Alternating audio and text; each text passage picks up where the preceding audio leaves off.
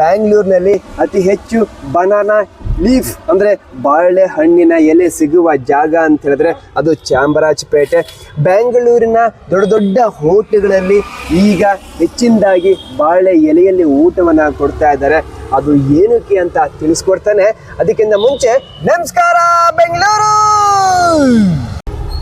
ಬ್ಯಾಂಗ್ಳೂರಿನ ಕೆಲವು ಹೋಟ್ಲುಗಳಲ್ಲಿ ಭರ್ಜರಿ ಭೋಜನ ಮತ್ತು ಫುಲ್ ಮೀಲ್ಸ್ ಅನ್ಲಿಮಿಟೆಡ್ ಅಂತ ಬೋರ್ಡ್ ಹಾಕ್ಕೊಂಡು ಬಾಳೆ ಎಲೆಯಲ್ಲಿ ಊಟ ನೀಡ್ತಿದ್ದಾರೆ.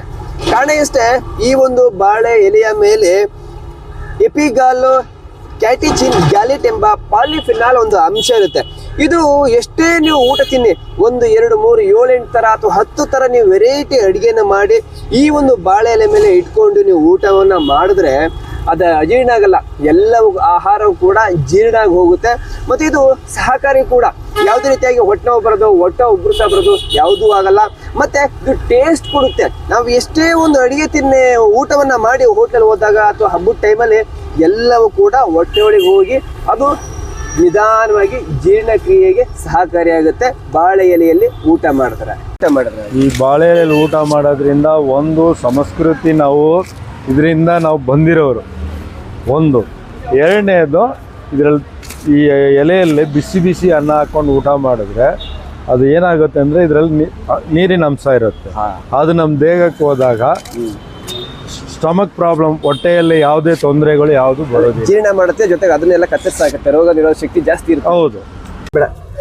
ಬೆಂಗಳೂರಿನ ಯಾವ್ದಾದ್ರು ನೀವು ಚಿಕ್ಕ ಚಿಕ್ಕ ಹೋಟೆಲ್ಗಳಲ್ಲಿ ಅಥವಾ ದೊಡ್ಡ ಒಂದು ಹೋಟೆಲ್ಗಳಲ್ಲಿ ತಟ್ಟೆ ಮೇಲ್ಗಡೆ ನಿಮಗೆ ಪ್ಲಾಸ್ಟಿಕ್ ಅನ್ನ ಹಾಕಿ ಊಟವನ್ನು ಕೊಟ್ಟರೆ ಖಂಡಿತ ತಿನ್ನಕ್ಕೆ ಹೋಗ್ಬೇಡಿ. ಅದರಿಂದ ಪಕ್ಕಾ ಕಾಯಿಲೆ ಗ್ಯಾರಂಟಿ, ಕ್ಯಾನ್ಸರ್ ಕಾರಕ ಅಂಶ ಪ್ಲಾಸ್ಟಿಕ್ ಇರುತ್ತೆ. ನ್ಯಾಚುರಲ್ ಈ ಒಂದು ಬಾಳೆ ಎಲೆ ಯೂಸ್ ಮಾಡಿ ಯಾವುದೇ ರೋಗ ಬರಲ್ಲ. ಇದನ್ನ ನೀವು ಹೋಟೆಲ್ಗಳಲ್ಲಿ ಅಥವಾ ಬೇರೆ ಕಡೆ ಡಿಮ್ಯಾಂಡ್ ಮಾಡಬೇಕು, ಬಾಳೆ ಎಲೆಯಲ್ಲಿ ನೀವು ಊಟ ಕೊಡಿ ಅಂತೇಳಿ. ಯಾವುದೇ ಕಾರಣಕ್ಕೂ ಹೆದರಬೇಡಿ. ದುಡ್ಡು ಕೊಡ್ತೀರಾ, ರೋಗ ನೀವು ಕೊಂಡ್ಕೊಂಡು ಬರೋದಲ್ಲ. ಊಟ ಮಾಡಿ ನೀವು ಆರೋಗ್ಯವನ್ನ ಕಾಪಾಡ್ಕೊಳ್ಬೇಕು. ಏನಂತೀರಾ? ನಾವು ಕೇರಳ ಅಥವಾ ಬೇರೆ ಕಡೆ ಒಂದು ಮಸಾಜ್ ಪಾರ್ಲರ್ಗಳಲ್ಲಿ ಈ ಒಂದು ಬಾಳೆ ಎಲೆಯನ್ನ ಯೂಸ್ ಮಾಡ್ತಾರೆ. ನಮಗೇನಾದರೂ ಚರ್ಮ ರೋಗ ಇದ್ದಾಗ ಮೈಗೆಲ್ಲ ಒಂದು ಎಣ್ಣೆನ ತಿಕ್ಕೊಂಡು ಅನಂತರ ಈ ಒಂದು ಬೆನ್ ಮೇಲ್ಭಾಗ ಅಥವಾ ಹೊಟ್ಟೆ ಮೇಲ್ಭಾಗ ಈ ಒಂದು ಬಾಳೆ ಎಲೆಯನ್ನ ಇಟ್ಕೊಂಡ್ರೆ ನಮಗೆ ಚರ್ಮ ರೋಗಗಳು ಕಡಿಮೆ ಆಗುತ್ತೆ. ಬಾಳೆ ಎಲೆ ತೊಗೊಂಡು ಊಟ ಮಾಡೋ ಪದ್ಧತಿ ಕಮ್ಮಿ ಆಗೋಯ್ತು. ಈಗ ಮೊದಲ ಥರ ಇಲ್ಲ. ಈಗ ಹೋಟ್ಲುಗಳಿಗೆ, ನಾನ್ ವೆಜ್ ಹೋಟ್ಲುಗಳಿಗೆ ಇದಕ್ಕೆ ತೊಗೊತಾರೆ. ಕೆಲವು ಹೋಟ್ಲಿಗೆ ಇಡ್ಲಿಗೆ ಹಾಕ್ತಾರೆ, ಇಡ್ಲಿ ಹಾಕ್ಬಿಟ್ಟು ಕೊಡ್ತಾರೆ.